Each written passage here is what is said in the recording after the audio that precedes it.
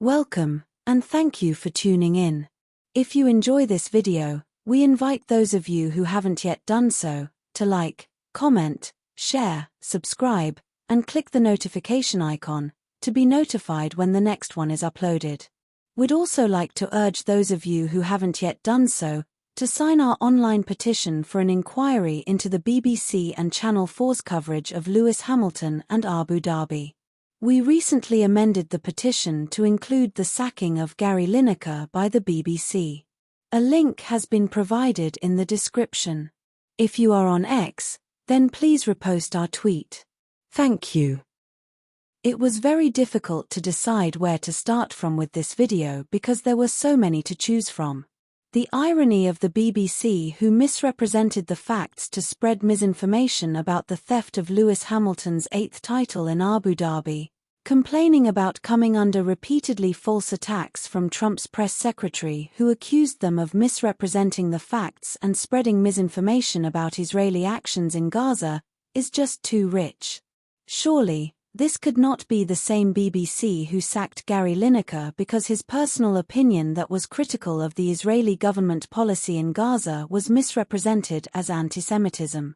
So, the BBC who falsely represented Lineker as anti-Semite are now crying that they are being falsely represented as pro-Hamas? The Roz Atkins that they wheeled out to gaslight the theft of Hamilton's 8th by spreading misinformation is now coming out to defend the BBC against accusations of spreading misinformation. Atkins is now boasting of the extent that BBC goes to verify the information they put out, without acknowledging the irony of how they were unable to verify the false information and misrepresentations they put out after the Abu Dhabi race. Well, as fate would have it, we now have the Abu Dhabi video and the Trump attack rebuttal to compare, and we present the irony-laden comparison for your attention. On Tuesday, White House Press Secretary Caroline Leavitt was asked about reports that Israeli forces had killed Palestinians near an aid distribution centre in Gaza. Her reply was an attack on the BBC and was repeatedly false. We don't take the word of Hamas with total truth. We like to look into it when they speak, unlike the BBC. Surely that's not the BBC who sacked Lineker, because his criticism of the Israeli government's actions in Gaza marked him as anti-Semitic. That's being labelled pro-Hamas because they published a report that was critical of the Israeli government's actions in Gaza. Who had multiple headlines.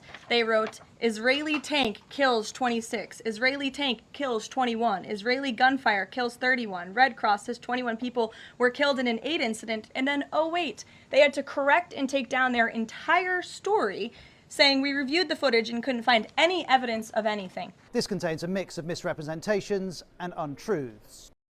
A mix of misrepresentations and untruths. Surely not the BBC? Let's check it out. Please let us know in the comments if there are any misrepresentations or untruths in these selection of clips from Atkins. Well, this is former F1 driver David Coulthard. A sequence of events that none of us have seen before.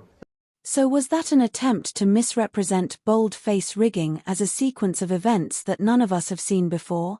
Or just an untruth? But this story had only just begun. On the first lap, Hamilton took the lead. Then, as Verstappen tried to overtake, Hamilton left the track, cut a corner and stayed in front. After which, race director Michael Masi decided Hamilton could keep the lead. Former F1 team owner Eddie Jordan was unimpressed. For me, Masi was wrong. He should have asked Lewis to give back the place because Lewis ran off the road and he took a fair advantage as a result.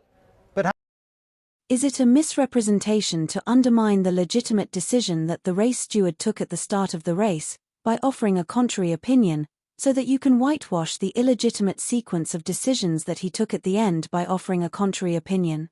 Or is it just an untruth? The race was 58 laps and Hamilton's lead was over 10 seconds. Soon we heard from Red Bull's team principal, Christian Horner.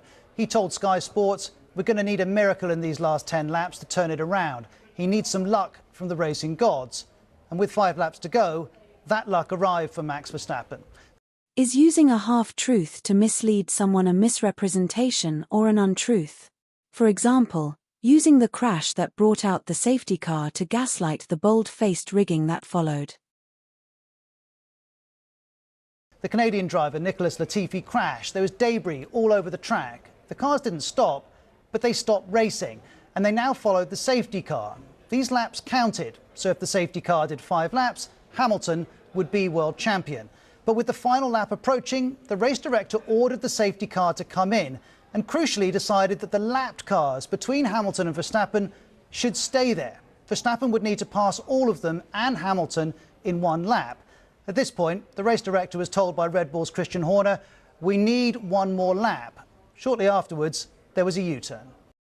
Now this was the pièce de résistance, where the BBC glossed over the sequence of events referenced earlier by the lying Coulthard.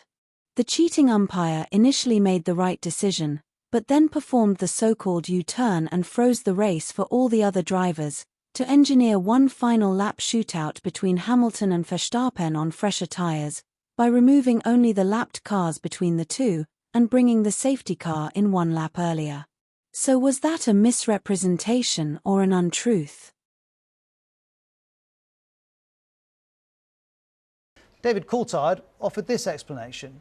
And the sporting regulations are hugely complex as well. And the sequence of events of only allowing 5 cars to overtake Lewis before the safety car came in is not something that typically has happened before.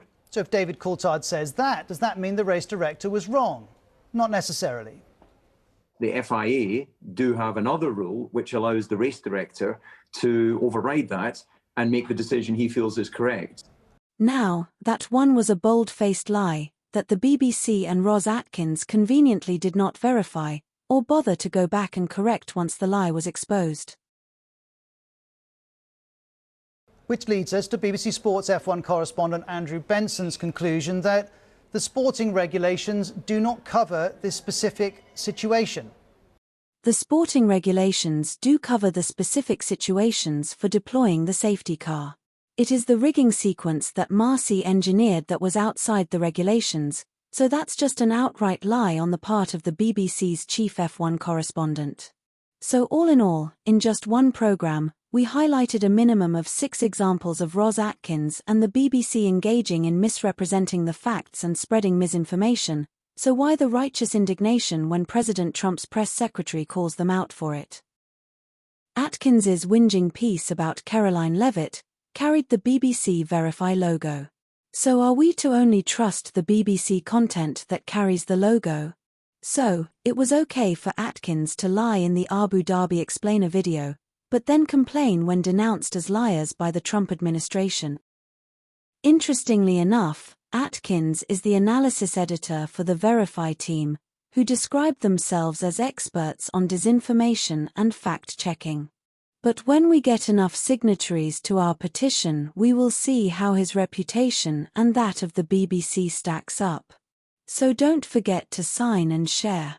The BBC have invited members of the public to contact them if they have a claim made in an interview that they want the team to look into, so we invite those of you who are willing and able to take them up on their kind offer by asking them to review the referenced Ros's Explainer video.